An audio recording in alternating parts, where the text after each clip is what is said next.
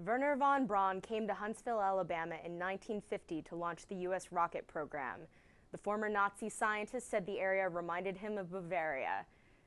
Today, Huntsville calls itself Rocket City, USA, the Pentagon of the South. We were a sleepy little southern town that happened to have somebody like him roll in and change the way that we do things. And it stuck. The people saw the benefits. We started getting people from all over the country, so the sleepy cotton town image went away fairly quickly. U.S. defense dollars have made Huntsville an oasis of prosperity, along with Madison County around it.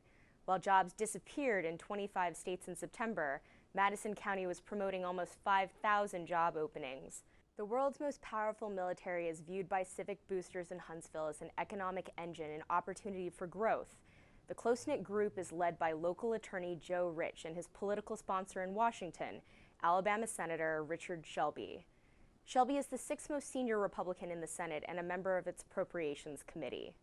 He is tough and smart, and when he wants something, he's probably going to get most of it. All I know is that you want him on your side in tough times. Yeah.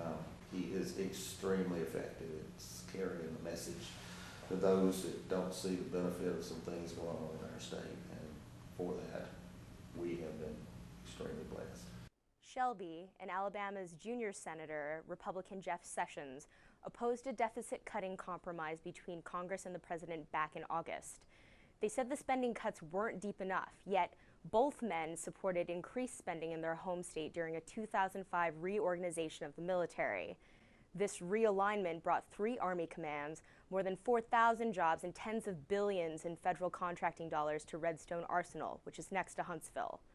Redstone now houses the Army Materiel Command, the Space and Missile Defense Command, and major components of the Defense Intelligence Agency and the Missile Defense Agency. The more boots on the ground that this community has, people actually working here rather than working out of Virginia or working out of San Diego and coming in once a month. I mean, those are people, boots on the ground, who spend $80,000 a year in your community. They add to your economic engine. A little more than a decade ago, Joe Ritch came up with an unusual plan to increase Huntsville's influence in Washington and at the Pentagon.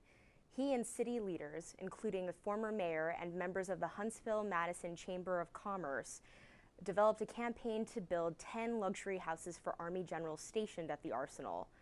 The proposal ran into problems clearing Army ethics guidelines. An Army memo said, "The predominant concern is that there not be the appearance of improper conduct or influence with respect to any contributions whose financial interests could be affected by local Army decisions."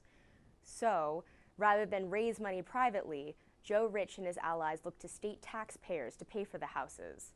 They identified more than $1 million in city funds that had been set aside to repave local roads.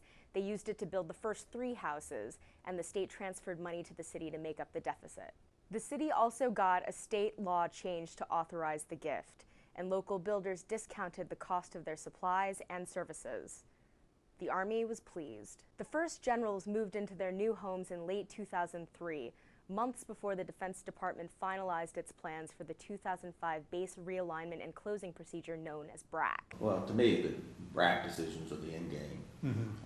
From my standpoint, it's much, much better, more important that we start, which we have, preparing and trying to find appropriate things to be here, and trying to figure out how we can either adjust ourselves or make a case or otherwise be involved in helping someone see that might be a good idea. They may never listen to us, but we're certainly going to make the effort. Melanie Sloan, executive director of the nonprofit Citizens for Responsibility and Ethics in Washington, says the gift houses put the generals ahead of taxpayers and sound judgment. Since the 2005 base realignment, the Pentagon has awarded almost $37 billion in contracts for work in Madison County.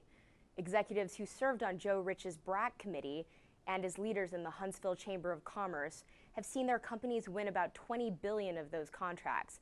That's 54% of the total, according to federal contracting records. This is Danielle Ivory reporting for Bloomberg News in Washington.